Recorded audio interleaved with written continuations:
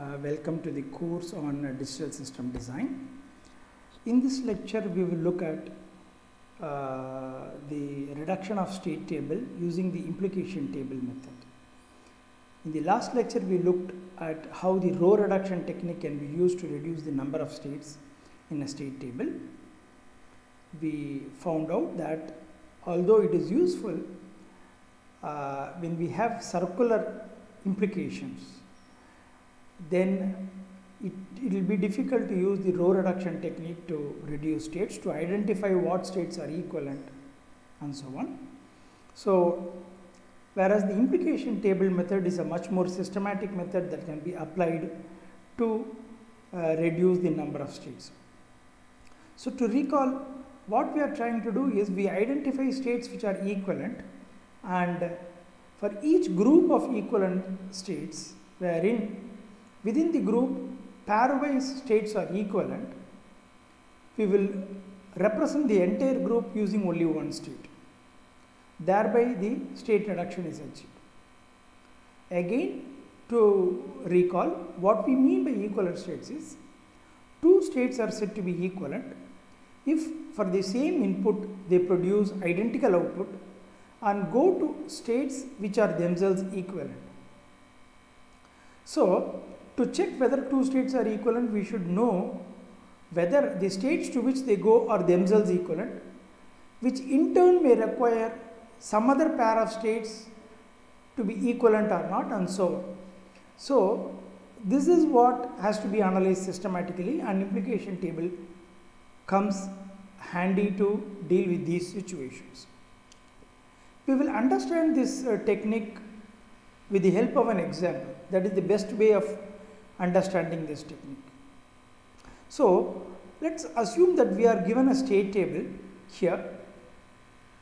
Well, there would be a corresponding state diagram representation for it, but state table would be the better starting point to apply the implication table method. So, if you have a state graph, you can also use that to directly come up with what is called as the implication chart. But state table might be sometime more easier to apply this implication table method. So, here we have a state table, and it should be obvious that this represents the state table for a Moore machine, because the output is not a function of the input, it is a function of the state. So, we have a certain number of states. We have denoted them or labeled them as A, B, C, D all the way up to H. There is one input x. Based on whether x takes the value 0 or 1, from a given state we go to two different states, and whenever the machine is in a given state, a particular output, call it as Z, is being issued.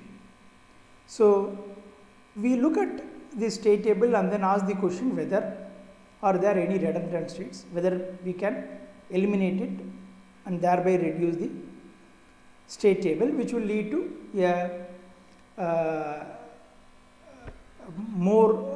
a circuit design which has less complexity. So, that is the motivation. So, let us look at states A and B and ask whether they are equal, they can be equivalent. For A and B to be equivalent, they have to produce the same output.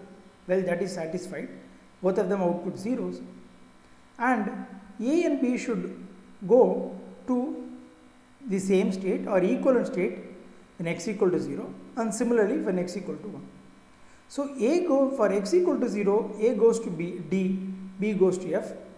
So, D and F not have the same label. They are not the same state, but they can be an equivalent states, which is not yet discovered. Similarly, for x equal to 1, A goes to C, B goes to H. So, if C and H are equivalent, as well as D and F are equivalent, then A and B are equivalent. So, to check whether two states are equivalent, we in turn get certain conditions, and we need to look at all those conditions and then check whether there is a way of systematically satisfying all these conditions without any conflict. Now if you look at states A and C, they are not equivalent, which can be told by looking at its output. In the state A, the output is 0, in state C, the output is 1, therefore they cannot be equivalent. So here 0 and 1 are fixed Boolean constants and they are not same, therefore we can straight away rule out that A and C cannot be equivalent. Whereas here D and E or C and D and so on are all states which are Boolean variables which are yet to be assigned some values. So you cannot tell straight away about whether they are same or not. So their equivalence has to be checked. So what we need to do is, if you take a state A, it can be equivalent to B or C or D, E, F and so on. Similarly, if you take D, D can be equivalent to C, B, A or E, F, G, H and so on. So every pair of states that you pick up from the state table, there is a possibility that they can be equivalent, and therefore we have to investigate and check whether there is a possibility of reduction. So we need to come up with the conditions for every pair of states to be equivalent or not. So let us say there are n states, then we can come up with n squared ordered pair, A comma B, A comma C, A comma D and so on. Similarly, B comma A, B comma C and so on. We can put it in the form of an matrix, and the conditions that are needed to be satisfied for two states, a state I and state J, to be satisfied can be entered in the entry I comma j of that matrix or in an array structure. Okay. So this is what we have to do. For example, here we can say that there are 8 states. 1, 2, 3, 4, 5, 6, 7, 8. So what we can do is, we can have an array of 8 by 8 squares. Each square holds a condition for the states corresponding to the respective row and column, whether they are equivalent or not. For example, here you have a square, so the corresponding row is D and the column is B. We have to write down under what condition B and D and B are equivalent. So there are 8 states. We can have an 8 by 8 array of squares, okay, wherein these conditions can be put out. It's similar to 8 by 8 means it is 64 squares, similar to a chessboard. But there are 2 observations that you can make straight away. Okay, if A is equivalent to B, then B is also equivalent to A, because when we define the condition under which 2 states are equivalent, both states are treated on equal footing. A and B are said to be equivalent. For a given input, they have to produce the same output and they have to go to the states which are themselves equivalent. So whether you take A to be the first state and B to be second state and ask whether B is equivalent to A or whether A is equivalent to B, the condition to be checked is one and the same. So it's simple to infer that if A is equivalent to B, B is equivalent to A. So in such a square of 8 by 8 array, we will have 2 squares which stand for the same pair. So if you have unordered collection of pairs, we need to have only one condition for each unordered collection of pair of elements, pair of states. So what we can do is, if you consider an 8 by 8 array, then the upper triangular arrays can be removed and only one, say the lower triangular array of squares can be kept. Further, look at the diagonal entries which will stand for A equal to A equivalence condition, B is equal to B and so on. Naturally, because they have the state label, same label, they will go to the, they will be equivalent. It is very trivial. A is equivalent to A if for a given input x equal to 0, A goes to B, A goes to D and A also goes to D.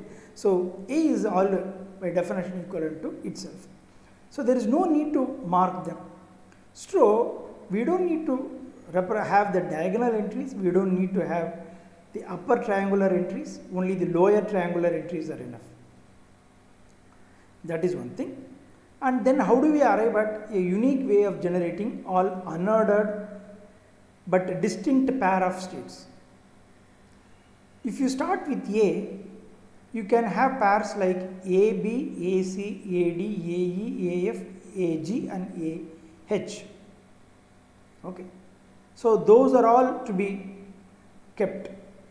So, you can have one column for A and you can put all other states starting from B to H, okay, one per row. So, here we will have A and B, A with C, A with D, A with E and A with H. Having done this one, when you come to B, you have to only generate pairs with all elements following B. You do not need to go to A because AB is already accounted for. So, BA is not necessary again. So, what you have to do is when we have B, you have to only list out squares for elements below it. So, you can have a column for B and from C onwards you can to H you can list it out. B with C, B with D all the way to B with H. And when it comes to C, you can have from D onwards. When it comes to D, it is from E onwards. From E, it is F onwards. From F, it is G onwards. From G, it is just H.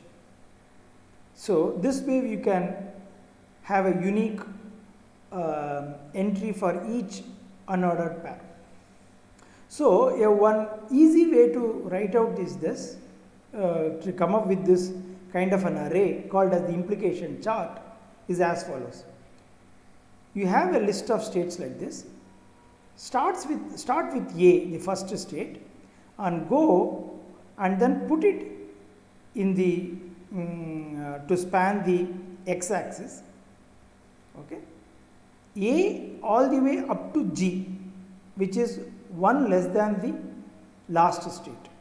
So, you have one entry from mark along the x axis from A up to G, A up to G, while on the y axis or the vertical axis you start from B and go up to H, B and go up to H.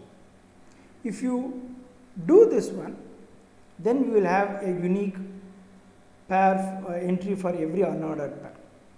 And usually this is how these table is being constructed. You may have a different ways of coming up with one entry for every unordered pair, but I would urge you that you stick to this convention of having along the horizontal axis the first state A all the way to 1 but the last state, and on the vertical axis start from the top and start with the state next to the first state, that is the second state, all the way up to the last state H. Now, for each pair there is one square, and that square should be used to indicate what is the condition that needs to be satisfied for the corresponding states denoted along the row and column to be equivalent. So, this square should hold the information about under what condition A is equivalent to B.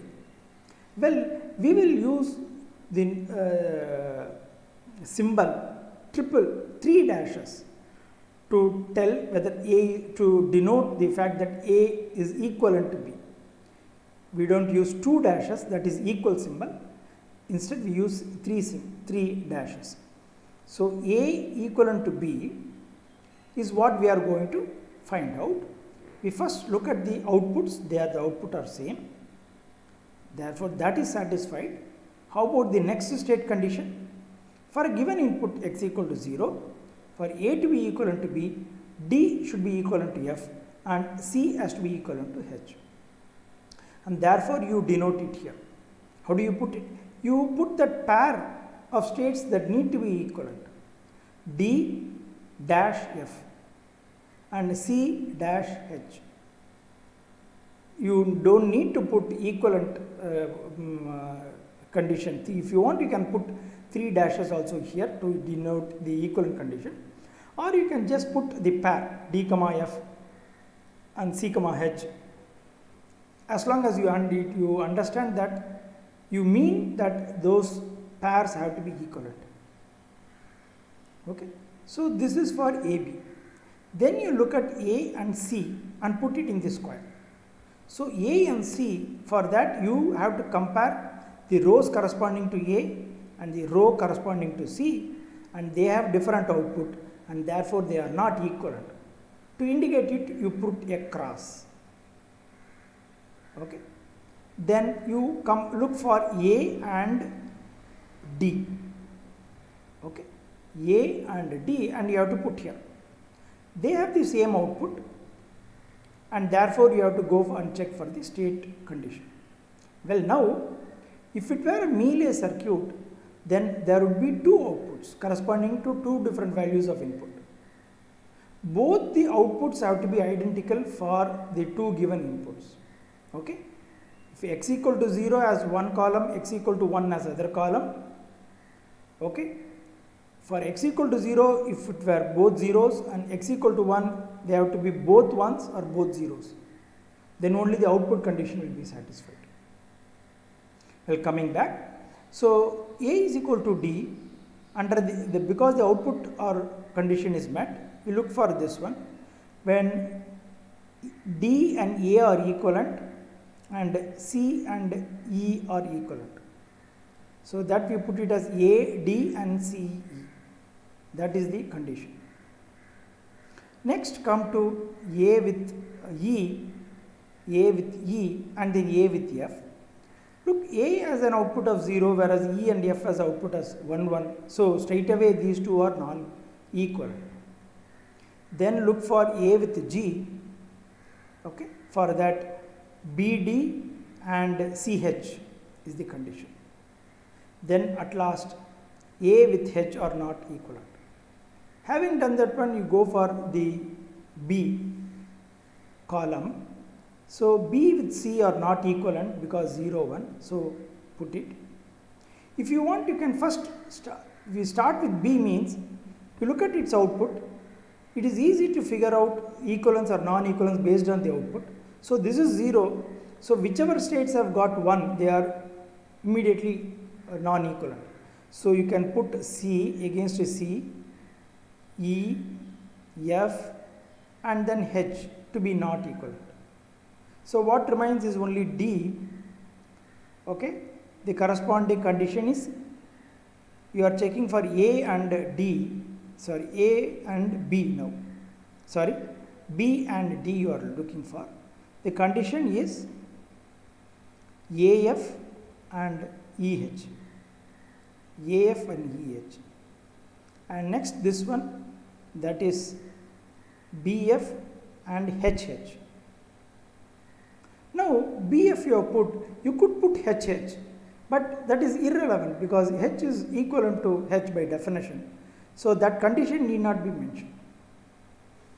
And then coming to C, whose output is 1, straight away you can put a cross against these 2 rows, that is D and G, and remaining things you can put as E with C, CE and AD, CE with AD, and then next is EF and BD, and then ECE and DG, like that. Next, coming to D, there are 3 which are non-equivalent, only you have to check with G. So D with G means AB and EH, AB, EH. So in a similar manner you fill the other things. So now what we have done is, look, B and C are not equivalent because the output differs. So this we have filled the whole set of conditions. Having done this one, we have to go through this implication chart in an iterative manner, checking each square and check whether the equivalence condition can be met or not met. And as we go through, if we discover those pair of states which cannot be equivalent, you again put a cross in those entries. Finally, you have to keep iterating it like this one, until in an iteration you cannot discover any more non-equivalent conditions. Once you have this one, after that if you keep iterating, you are not going to discover any other non-equivalence. So whatever remains, you have to check whether there is a way of satisfying them in an self-consistent manner. So that is the whole idea. Now if you look, how do we discover? We will look at it. Now we will start with A with B. A with B tells D and F has to be equivalent, C and H has to be equivalent.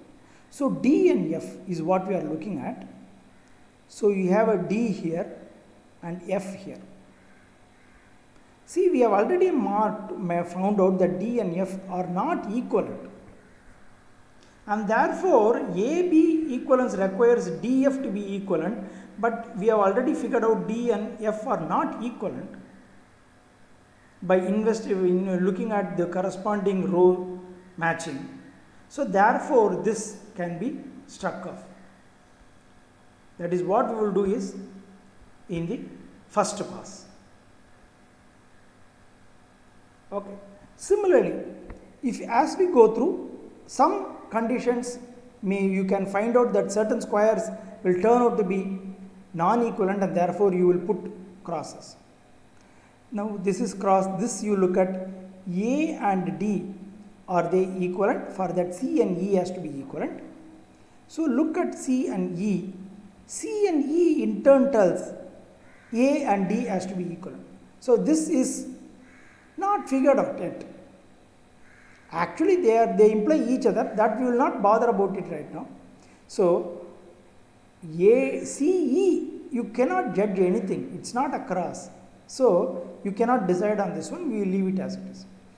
Come to this one, this tells A, G are equivalent if B, D are equivalent. So this is B, this is D. But now actually we are going like this one. If you go like this one, this you would not have discovered. That is why you are not putting it here. But although in this slide I have gone through it fully and I have marked whichever which is not possible. So when you come here, these would still be unmarked, like what here. And that is why at this point it is not clear whether D and G are equivalent or not. BD, if you look at it, BD tells about AF condition, okay, and it's not marked. CH, C and H also has got entry, so I leave it as it is. And then you come here. See, that is why we have not put anything here. Okay, but now if you come here, again BD tells AF has to be equivalent. A and F is non-equivalent, and therefore you strike off this. And then BG tells BF has to be equivalent. BF is the just square above it, they are not equivalent, so you strike off this. Coming here, CE demands AD to be equivalent, AD. So you can't decide now, leave it. Coming here, you can say that CF requires EF to be equivalent. Let's look at EF. EF is still not there, okay. We haven't yet visited here, okay. So that cannot be told, but later in the next iteration we will, this non-equivalence will make this to be non-equivalent. But look at BD. B with D, which we have struck off just in this iteration itself, and because of that you can strike off this. And this you can't do anything. CE is still open. CE is still open. DG, D and G is still yet to be visited. So leave it. So come here, AB has been struck off, and therefore you strike this one. So in this manner you go. As you would easily guess, whatever that you could not strike now, in the subsequent pass they will be struck off. Similarly, you look at EF, requires a CF, CF, therefore struck off, so you strike it off. EF, H cannot be, demands AG, A with G cannot be done, and so on. F, H demands CF to be equivalent, CF struck off, so you strike it off, and so on. Now if you go through the second pass, you would see that certain other squares can be struck off. So after the second pass, some other squares have been struck off. Now if you look at this one, so in this manner you have to go. So if you look after the second pass, if you look at these implications, AD is equivalent if CE is equivalent. Look at CE, CE tells AD has to be equivalent, and that's it. So even after go again and again, these two will be telling that you cannot see, even though you can discover they imply each other, even if you don't apply that one, these two tells that you cannot decide anything beyond. So now we have to list out all those conditions and then check whether they can be satisfied. So what we do is A and D to be equivalent, that is what you are putting it as one condition. The condition CE has to be equivalent, and for CE to be equivalent, AD has to be equivalent. So it is possible that both pairs are equivalent. One will make other to be true. This will in turn make this to be true. So it is possible to systematically accommodate these two conditions. So this is what we could do. So this was the original table. What do? We can eliminate one from AD pair, one from CE pair. Again by convention, we will retain the state that occurs chronologically for the first time. So A is retained and D is removed. D is removed, and wherever D occurs you put A. So wherever D occurs you put A here. Here also you have to put A, and D is to be totally removed. Yeah. Similarly, C and E, you retain C and remove E. So the row against E is being totally removed, and wherever E occurs you put C. Here also you put this. The D is been already removed. Yeah, that's it. So now we have two less states here, and this would be the reduced state table. So this way of using implication table can be systematically used to identify equivalent states and remove it. Okay, thank you. We will stop at this point.